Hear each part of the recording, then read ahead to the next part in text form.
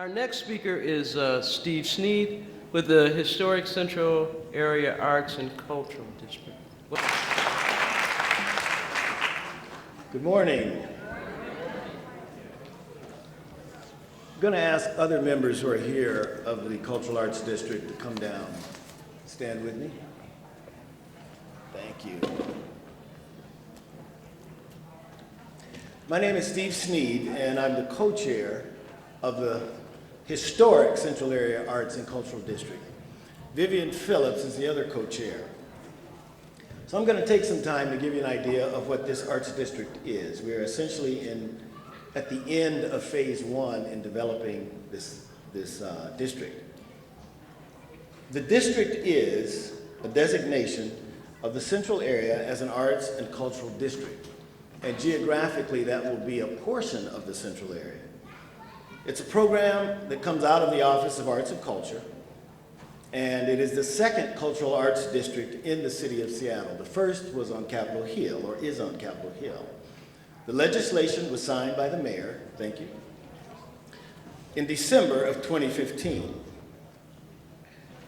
This area, or this idea, I should say, of creating a geographical area that is a focal point for the city to see Black art and culture and history is something that started a while ago. It was just an idea and a dream in the hearts and minds of many individuals, many of them who are actually in this room today. And we didn't call it a district, but it was the notion that we would bind together the Black arts organizations. They would work together to strengthen each other, to develop systems of communication that would help to promote the arts and culture throughout the region, to draw people into the CD. And to also, hopefully, sort of stifle some of the gentrification, this gentrification that is happening in our community. I grew up in this community, and so it is my community, and I've seen it change. And I'd like to see that different. So the focus, we've established what we call the 3 foundational pillars for the Arts District. And this is what they are. The African American legacy preservation, that's preserving our African American heritage in this area. Sustaining and strengthening the physical identity and sense of place for cultural relevancy inherent in the stated aesthetic.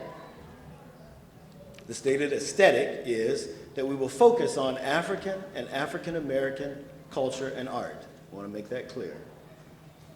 The establishment of a formalized forum for continued support of artistic creation, economic vibrancy, livability, affordability, desirability, and artistic vitality. These are our pillars that we will establish this district on. With this as our foundational guide, these principles, we give honor to the past, we give life to the present, and set the stage for the future for a community that is the historical heart of the African American community, as well as a place of residence for Africans from throughout the diaspora. Now, I want to give you some idea of what is that, right? We say a cultural arts district. Well, what is it? I've given you some idea of the foundation, but I want to now ask you, if you will, bear with me. I want you to close your eyes for a minute. I want you to just allow yourself to just imagine.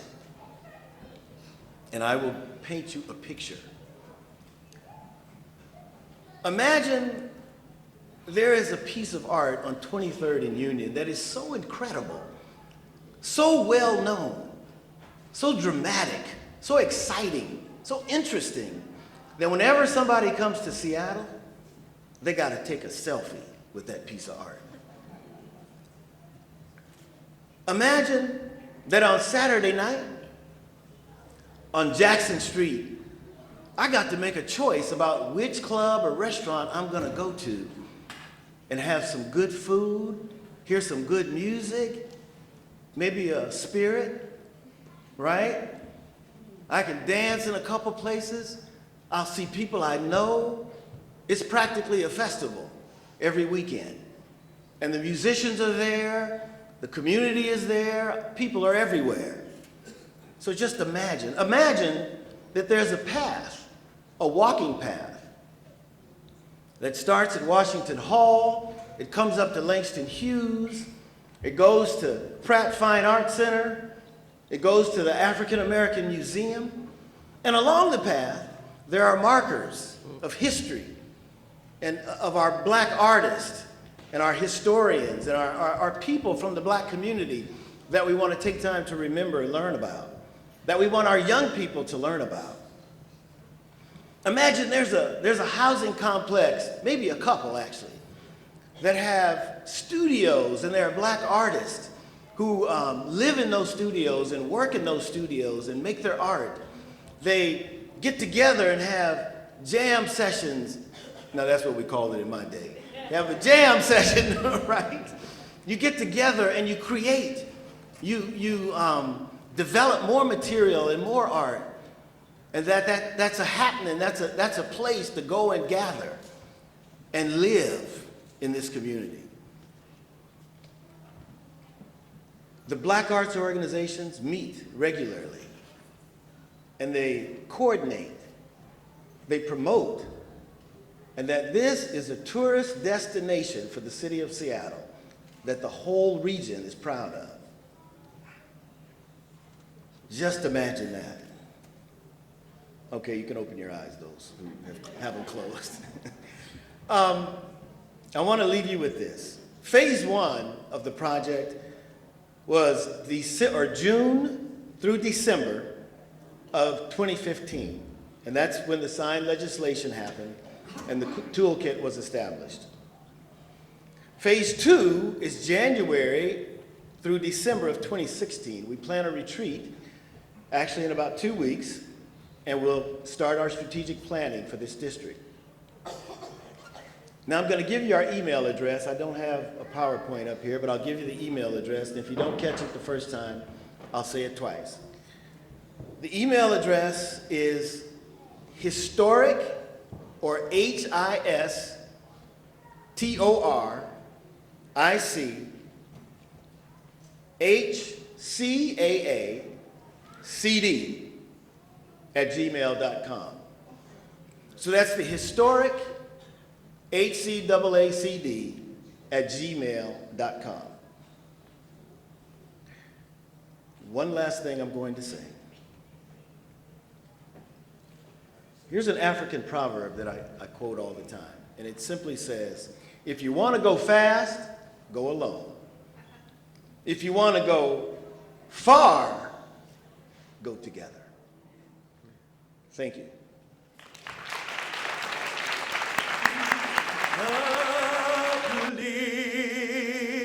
Liberty, let our rejoicing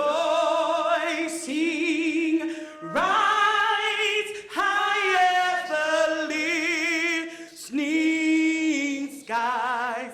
Let it resound loud as the rolling sea. Hi, I'm Lola Peters, and I am honored and privileged to be here with the Multimedia Resource and Training Institute. Having a wonderful experience of being recorded so I can have the opportunity to talk about the things that are important to me about community. They do wonderful work in terms of making opportunities for our young people to learn how to use the digital media and how to use communication skills to really get their work done. There's nothing more important than being able to communicate. And in our world, digital communication is among the most important. Without it, then other people get to tell your story. And it's incumbent on us to tell our own stories before other people try and package them in a way that doesn't make it healthy and make it useful for us.